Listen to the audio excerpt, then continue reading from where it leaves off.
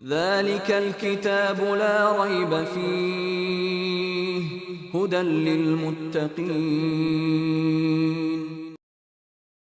আসসালামু আলাইকুম ওয়া রাহমাতুল্লাহি ওয়া বারাকাতুহু আলহামদুলিল্লাহি রাব্বিল আলামিন ওয়াসসালাতু ওয়াসসালামু আলা নাবিয়িনা মুহাম্মাদিন ওয়া আলা আলিহি ওয়া আসহাবিহি আজমাইন আম্মা বা'দ। প্রিয় দর্শক, জীবনের আলো তাফসীরুল কোরআন অনুষ্ঠান থেকে আপনাদের সবাইকে স্বাগত জানাচ্ছি। আল্লাহ যেন আমাদের সকলকে ভালো রাখেন, শুরুতেই সে দোয়া করছি। আমরা আজকের এই পর্বে আপনাদের উদ্দেশ্যে সূরাতুন নিসার 24 নম্বর আয়াতের তাফসীর পেশ করব ইনশাআল্লাহ। এখানে আল্লাহ সুবহানাহু ওয়া তাআলা একদিকে যেমন শুরুতে কাদেরকে বিবাহ হারাম সেটা উল্লেখ করেছেন, পাশাপাশি তিনি কাদেরকে বিবাহ করা হালাল সেটা উল্লেখ করেছেন, সে মূলনীতি দিয়েছেন এবং মোহরানের বিষয়ে বক্তব্য দিয়েছেন। আল্লাহ সুবহানাহু ওয়া তাআলা তিনি বিবাহ সম্পর্কিত বেশ কিছু গুরুত্বপূর্ণ তথ্য এই আয়াতটিতে এবং পরবর্তী আরও অনেকগুলো আয়াতে উল্লেখ করে দিয়েছেন। আমরা আজকে সে বিষয়গুলো নিয়ে আপনাদের সামনে বক্তব্য পেশ করব ইনশাআল্লাহ, সাথে সংক্ষিপ্তভাবে শিক্ষাগুলো উল্লেখ করব ইনশাআল্লাহ। তাহলে আসুন শুরু করা যাক। আউযু বিল্লাহি মিনাশ শাইতানির রাজীম। والمحصنات من النساء إلا ما ملكت أيمانكم كتاب الله عليكم وأحل لكم ما وراء ذلكم أن تبتغوا بأموالكم محصنين غير مسافحين، فما استمتعتم به منهن فآتوهن أجورهن فريضة، ولا جناح عليكم فيما تراضيتم به من بعد الفريضة إن الله كان عليما حكيما। প্রিয় দর্শক, প্রথমেই শব্দার্থ। আল্লাহ সুবহানাহু ওয়া তাআলা বলছেন ওয়াল মুহসানাতু মিনান নিসা, এবং নারীদের মধ্যে যারা সধবা অর্থাৎ অন্য স্বামীদের অধীনস্থ স্ত্রী, তাদেরকেও বিবাহ করা তোমাদের জন্য হারাম করা হয়েছে।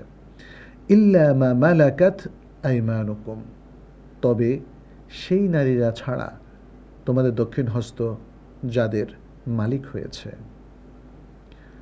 কিতাব আল্লাহি আলাইকুম, তোমাদের উপর এটা আল্লাহর পক্ষ থেকে লিপিবদ্ধ অর্থাৎ নির্ধারিত অর্থাৎ অপরিহার্য ফরজ। উহিল্লা লাকুম, এবং তোমাদের জন্য হালাল করা হয়েছে মা ওয়ারাআ যালিকুম, এর বাইরে আর যে সকল নারীরা আছেন অর্থাৎ তাদেরকে বিবাহ করা।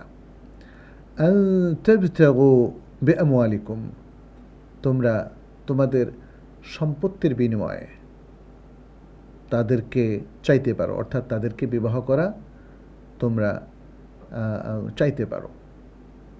মুহসিনিনা গায়রা মুসাফিহিন, মুহসিনিনা মানে হচ্ছে ইহসানের জন্যে, সতীত্ব রক্ষার জন্যে অথবা চারিত্রিক সততা রক্ষার উদ্দেশ্যে, গায়রা মুসাফিহিন জেনা করার উদ্দেশ্যে নয়। সিফাহ শব্দের অর্থ হলো জেনা বা ব্যভিচার।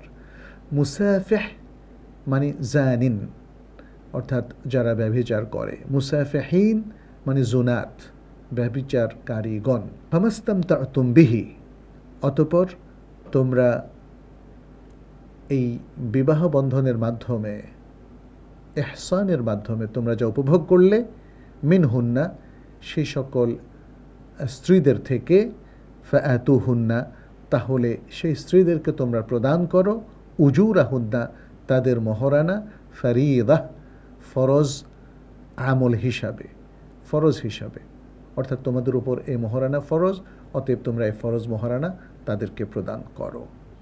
ওয়ালা জুনাহা আলাইকুম, এবং কোনো পাপ নেই তোমাদের উপর, আলাইকুম তোমাদের উপর, ফিমা তারাদাইতুম বিহি, তোমরা পরস্পর যে বিষয়ে সন্তুষ্ট চিত্তে একমত হলে, মিম্বাদিল ফারিদা, এই ফরজের পর, অর্থাৎ এই ফরজ কাজটি সমাধা করার পর যে মোহরানা দেবে, এই মোহরানার ফরজ কাজটির পরে তোমরা এর অ্যামাউন্ট কম বেশি, বাড়ানো কমানো, পারস্পরিক মতামতের ভিত্তিতে যদি সমাধা করো, তাহলে এতে কোনো অপরাধ নেই, কোনো সমস্যা নেই, কোনো অসুবিধা নেই। ইন্নাল্লাহা কানা আলিমান হাকিমা, নিশ্চয়ই আল্লাহ সর্বজ্ঞ এবং প্রজ্ঞাময়। প্রিয় দর্শকবৃন্দ, এবারে সরল অর্থানুবাদ। আল্লাহ সুবহানাহু ওয়া তাআলা বলছেন, এবং তোমাদের জন্য হারাম করা হয়েছে সধবা নারীদেরকে, তবে তোমাদের দক্ষিণ হস্ত যে সকল নারীদের উপর মালিক হয়েছে, এটা তোমাদের উপর আল্লাহর পক্ষ থেকে নির্ধারিত বিধান, এবং এর বাইরে আর যে সকল নারীরা আছে তাদেরকে তোমাদের জন্য বিবাহ করা হালাল করা হয়েছে। তোমরা তোমাদের সম্পত্তির বিনিময়ে মোহরানা দিয়ে তাদেরকে অনুসন্ধান করতে পারো, অর্থাৎ তাদেরকে বিবাহ করতে পারো, তবে সেটা হলো চারিত্রিক সততা রক্ষার উদ্দেশ্যে, জেনা ব্যভিচারের উদ্দেশ্যে নয়। এরপর তোমরা তাদের থেকে বিবাহ বন্ধনের মাধ্যমে যা কিছু উপভোগ করলে, সেটার বিনিময়ে তোমরা তাদেরকে ফরজ বিধান অনুযায়ী তাদের মোহরানা প্রদান করো, এবং এই ফরজ বিধান কার্যকর করার পরে তোমরা পরস্পর যে মোহরানার পরিমাণের উপর একমত হলে পরস্পর সম্মতির ভিত্তিতে, তাতে তোমাদের কোনো পাপ হবে না। নিশ্চয়ই আল্লাহ সর্বজ্ঞ প্রজ্ঞাময়। প্রিয় দর্শক, যেমনটি আমরা বলছিলাম শুরুতেই, এই আয়াতটিতে আল্লাহ সুবহানাহু ওয়া তাআলা বিবাহ সম্পর্কিত বেশ কিছু বিধান তিনি বর্ণনা করলেন।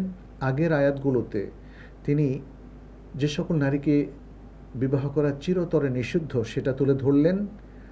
এই আয়াতটিতে যাদেরকে সাময়িকভাবে বিবাহ করা নিষিদ্ধ সেটাও শুরুতে তুলে ধরলেন, কারণ সধবা নারীদের, তারা যতক্ষণ পর্যন্ত স্বামীর সাথে থাকবে ততক্ষণ অন্য কোনো ব্যক্তি তাদেরকে বিবাহ করতে পারবে না, এটা সাময়িক। স্বামী কর্তৃক যদি তারা তালাকপ্রাপ্ত হয়, অথবা যদি স্বামী মারা যায়, তখন আবার তারা বিবাহের উপযুক্ত হয়ে যাবে। অতএব তাদের এই বিবাহের নিষিদ্ধতা এটা একটা সাময়িক বিষয়, সেটি যেমন তুলে ধরলেন, পাশাপাশি আর যাদের সাথে বিবাহ জায়েজ আছে তাদের কথাও তিনি তুলে ধরলেন। ফলে আগের আয়াতের সাথে এই আয়াতটির প্রাসঙ্গিকতা চমৎকারভাবে এখানে রক্ষিত হয়েছে। এবং এখানে আরও একটি বিষয় আল্লাহ সুবহানাহু ওয়া তাআলা উল্লেখ করলেন, সেটা হলো যাদের সাথে বিবাহ জায়েজ তাদের সে বিবাহের বিধানটা কি, এখানে মোহরানার বিধানটা চলে আসছে, এবং আরও অত্যন্ত গুরুত্বপূর্ণ কিছু তথ্য চলে আসছে যে বিবাহের উদ্দেশ্য হবে চারিত্রিক সততা রক্ষা, সতীত্ব রক্ষা, এবং এর উদ্দেশ্য কখনো জেনা ব্যভিচার হতে পারে না। সেই চমৎকার গুরুত্বপূর্ণ বিষয়গুলো এখানে আল্লাহ সুবহানাহু ওয়া তাআলা উল্লেখ করলেন। প্রিয় দর্শক, এই আয়াতটির একটা শানে নুজুল আছে, সেটি ইমাম মুসলিম তার সহিহ মুসলিমের মধ্যে উল্লেখ করেছেন। আবু সাঈদ খুদরী রাদিয়াল্লাহু তাআলা আনহু থেকে তিনি বলেন, হুনাইন যুদ্ধ অতিক্রান্ত হওয়ার পরপর নবী সাল্লাল্লাহু আলাইহি ওয়াসাল্লাম একদল সেনাদল পাঠালেন আওতাস গোত্রের লোকদের কাছে। তো তারা শত্রুর সাথে মিলিত হলো, শত্রুর বিরুদ্ধে যুদ্ধ করলো, এবং যুদ্ধে শত্রুকে পরাজিত করলো। তারপর তারা অনেক গনিমত এবং যুদ্ধলব্ধ অনেক নারী পুরুষেরকে বন্দী করলো, তাদের মালিক হয়ে গেল। তো আগের যুদ্ধের নিয়ম অনুযায়ী আমরা জানি যে এই পুরুষ এবং নারীরা দাস এবং দাসীতে পরিণত হয়। তো আবার আমরা জানি যে এই যে আয়াতটিতে আল্লাহ সুবহানাহু ওয়া তাআলা বললেন, ইল্লা মা মালাকাত আইমানুকুম, যারা তাদের দক্ষিণ হস্ত যাদের যে নারীদের মালিক হয়েছে তাদেরকে জীবনসঙ্গিনী করে ফেলতে পারবে আকদুন নিকাহ ছাড়াই। তো এখানে সাহাবায়ে কেরাম দ্বিধান্বিত ছিলেন যে এই যে তাদেরকে আমরা পেলাম, তাদের সাথে মেলামেশা করা, এটা কি আমাদের জন্য জায়েজ হবে কিনা। তখন আল্লাহ সুবহানাহু ওয়া তাআলা এই আয়াতটি নাযিল করলেন, ওয়াল মুহসানাতু মিনান নিসাই ইল্লা মা মালাকাত আইমানুকুম। এখানে ইল্লা মা মালাকাত আইমানুকুম বলে তাদের দক্ষিণ হস্ত যাদের মালিক হয়েছে এটা বলে এই নারীদের তাদের জন্য জায়েজ সে কথাটি ঘোষণা করলেন। তাহলে আমরা আয়াতের একটা শানে নুজুল এখানে পেয়ে গেলাম। এবারে আমরা এই আয়াতটির একটু সংক্ষিপ্ত ব্যাখ্যা যাচ্ছে। আল্লাহ সুবহানাহু ওয়া তাআলা বললেন আল মুহসানাতু মিনান নিসা। এখানে ইমাম ইবনু কাসির উল্লেখ করলেন আই ওয়া হুররিমা আলাইকুম আয়াদান, হে মুসলিমরা, তোমাদের উপর আরও হারাম করা হয়েছে নিকাহু যাতিল আজওয়াজ, যেই নারীরা অন্য কোনো স্বামীর সাথে বিবাহ বন্ধনে আবদ্ধ তাদেরকে বিবাহ করা।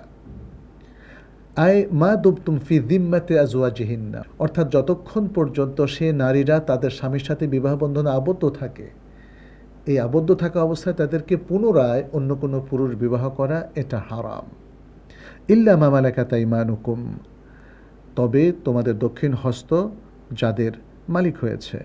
এখানেও ইবনু কাসির রাহিমাহুল্লাহ তিনি এই আয়াতের তাফসিরে উল্লেখ করেন যে তোমরা কুফফারদের সাথে যুদ্ধে যদি কোনো নারীকে যুদ্ধবন্দী হিসাবে পেয়ে যাও, তাহলে তারা তোমাদের দক্ষিণ হস্তের অধীনস্থ হয়ে পড়বে, এবং তখন তারা যদি আগে বিবাহ বন্ধনে আবদ্ধও থাকে তাদের অমুসলিম কোনো স্বামীর সাথে, তাহলেও এখন যেহেতু তারা তোমাদের অধীনস্থ হয়ে গেছে, তারা আর সে স্বামীর কাছে ফিরতে পারবে না, তোমাদের জন্য তাদের সাথে মেলামেশা করা বৈধ হবে। তবে শর্ত হচ্ছে বাদা আন তুস্তাবরা, তাদের ইস্তেবরার পরে, অর্থাৎ তাদের একটা নির্দিষ্ট সময় পর্যন্ত অপেক্ষা করে তাদের রাহিম তারা যদি গর্ভ থেকে মুক্ত বলে প্রমাণিত হয়, তখনই তাদের সাথে এই মেলামেশাটা করা জায়েজ হবে। এরপরে আল্লাহ সুবহানাহু ওয়া তাআলা বলছেন কিতাব আল্লাহি আলাইকুম, আই হাযা তাহরিম ফারদুন কাদ ফারাদাহু আল্লাহু সুবহানাহু ওয়া তাআলা আলাইকুম ফালজামুহু ওয়া লা তাখরুজু আন হুদুদিহি। ইমাম ইবনে কাসির এভাবে উল্লেখ করেছেন, অর্থাৎ এই বিধানটা এটা ফরজ, যা আল্লাহ তাআলা তোমাদের উপর ফরজ করে দিয়েছেন, অতএব তাকে আঁকড়ে ধরো এবং তোমরা এই বিধানের বাইরে তোমরা যাবে না। এটাই আল্লাহ সুবহানাহু ওয়া তাআলা বোঝাতে চেয়েছেন কিতাব আল্লাহি আলাইকুম বলে। এরপরে আল্লাহ সুবহানাহু ওয়া তাআলা বলছেন ওয়া উহিল্লা লাকুম মা ওয়ারাআ যালিকুম, এবং এর বাইরে আর যা আছে, অর্থাৎ যে সকল নারীরা আছে তাদেরকে তোমাদের জন্য হালাল করে দেওয়া হয়েছে। আবাহাল্লাহু লাকুম আইয়ুহার রিজাল নিকাহ মা আদা মান হাররামাহুন্না আলাইকুম মিনান নিসা সাওয়াউন কানা বিআকদিন আও মিলকি ইয়ামিনিন। ইমাম ইবনে জারীর আত-তাবারী এমনটি বলেছেন, অর্থাৎ হে পুরুষেরা, তোমাদের জন্য আল্লাহ তাআলা এই যে হারাম করেছেন যে নারীদের কথা ইতিপূর্বে বর্ণিত হলো, এদের বাইরে আর সকল নারীকে বিবাহ করা হালাল করে দিয়েছেন, চাই সেটা আকদের মাধ্যমে হোক, আকদুন নিকাহ, অথবা মিলকুল ইয়ামিন, যেটা আমরা একটু আগে যুদ্ধোত্তর নারীদের ক্ষেত্রে উল্লেখ করেছি। এই দুটো পদ্ধতির যে কোনো পদ্ধতির মাধ্যমে সেই নারীদেরকে তোমরা তোমাদের সংসারে নিয়ে আসা এবং তাদের সাথে সংসার করা, এটা তোমাদের জন্য জায়েজ হবে। আন তাবতাগু বিআমওয়ালিকুম মুহসিনিনা গায়রা মুসাফিহিন, আল্লাহ সুবহানাহু ওয়া তাআলা বলছেন আই হালালুন আলাইকুম আইয়ুহার রিজাল আন তাতলুবু বিআমওয়ালিকুম নিকাহা মিন সিওয়াল মুহাররিমাতি মিনান নিসা, অর্থাৎ যে সকল নারীরা তোমাদের জন্য হারাম তাদেরকে বাদ দিয়ে যে সকল নারীদেরকে বিবাহ করা তোমাদের জন্য হালাল, তাদেরকে বিবাহ করা তোমাদের সম্পত্তির বিনিময়ে, অর্থাৎ মোহরানার বিনিময়ে, সেটা তোমাদের জন্য হালাল করা হয়েছে। মুহসিনিনা গায়রা মুসাফিহিন, মুহসিনিনা অর্থাৎ ইম্মা নিকাহান বিসাদাকিন মা'লুম, তোমরা তাদেরকে বিবাহ করবে নির্দিষ্ট মোহরানার বিনিময়ে, মুহসিনিনা গায়রা মুসাফিহিন। ইমাম ইবনু জারির আত-তাবারি এর অর্থে বলছেন ওয়াল হালু আন্নাকুম তুরিদুনা ইফাফা আনফুসিকুম ওয়া যাওজাতিকুম আনিল হারাম। বলছেন অবস্থা এরকম, এটা হাল হয়েছে এমত অবস্থায় যে তোমরা এই বিবাহের মাধ্যমে তোমাদের নিজেদেরকে এবং তোমাদের স্ত্রীদের সতীত্ব এবং চারিত্রিক সততা রক্ষা করার ইচ্ছা পোষণ করবে।